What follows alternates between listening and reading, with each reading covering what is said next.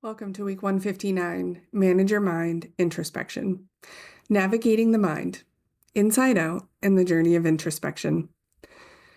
You've likely experienced moments where you've paused to reflect on something important, a conversation with a client or friend, a decision you've made for your business or your family, or a challenging situation that you've navigated.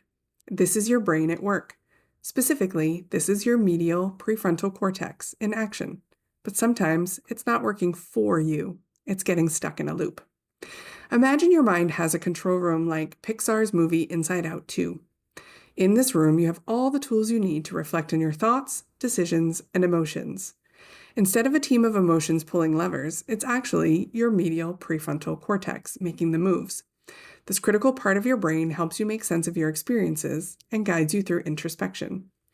It helps you to think critically about your experiences and forms judgments to make informed decisions.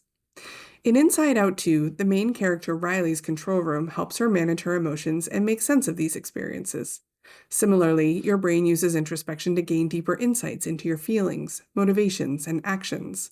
It's where you examine your actions and think about what went well, what you could improve, and how you might approach things differently next time. Reflecting on your choices is your brain's way of processing what happened, considering adjustments, and planning for the future.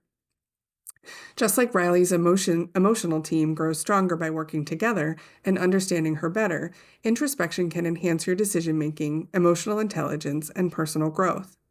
In the control room of your mind, your medial prefrontal cortex acts as the captain of this ship. Just like the film's character Joy, ensuring that all of your emotions and thoughts work together to navigate your life. Your posterior cingulate cortex and precuneus help you process your past, create a sense of self, integrate memories, and make decisions based on your inner wisdom. This process is critical and crucial for understanding how past experiences influence present behavior and help you navigate life and business with a clearer sense of purpose. However, when they take too much control, they can make the entire process feel overwhelming, keeping you trapped in a loop of self-doubt and second-guessing. Sometimes the control room gets a little too focused. The brain, especially those of us with ADHD, can get caught up in deep self-reflection, often digging into every tiny detail of a situation. This is where your introspection can become less helpful and more overwhelming. You might catch yourself going over a conversation again and again, asking yourself, did I say the right thing? Or what if they didn't understand my point? When the control room gets a little too focused on one thing, it loops through certain emotions and thoughts like a stuck button.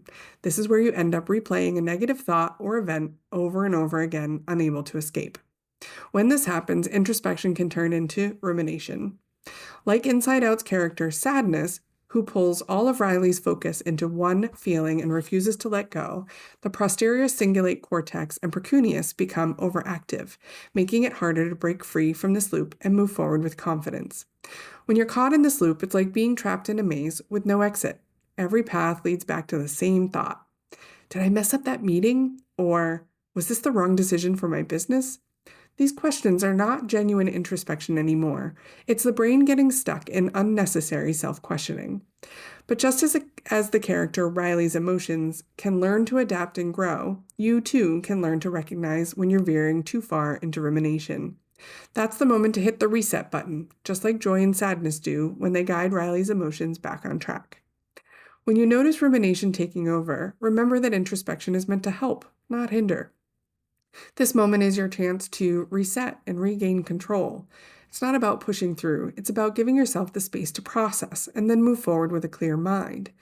Being aware of the difference between rumination and intrusive thoughts can ease guilt, shame, or fear by clarifying these experiences' nature and origin. You can regain control over the process by acknowledging when you're spiraling.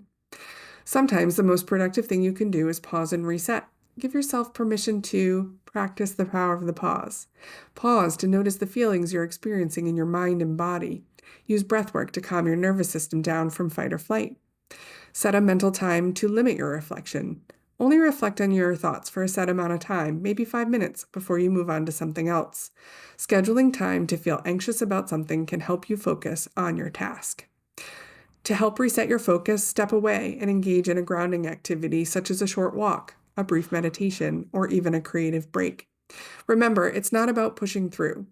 You can find balance by taking a moment to recalibrate, allowing yourself to return to your control room with a fresh perspective. You can learn to use introspection to your advantage. Instead of letting your thoughts control you, you can take charge and steer the ship back on course. After all, introspection isn't meant to trap you, it's meant to guide you, helping you make better decisions, understand your feelings, and grow personally and professionally. My questions for you this week are: how do you distinguish between healthy introspection that drives growth and rumination that keeps you stuck? And when your brain gets stuck replaying a negative thought, how do you regain control over your focus? What tools or strategies do you use to avoid getting caught in the endless cycle of what ifs? Reply and share with me.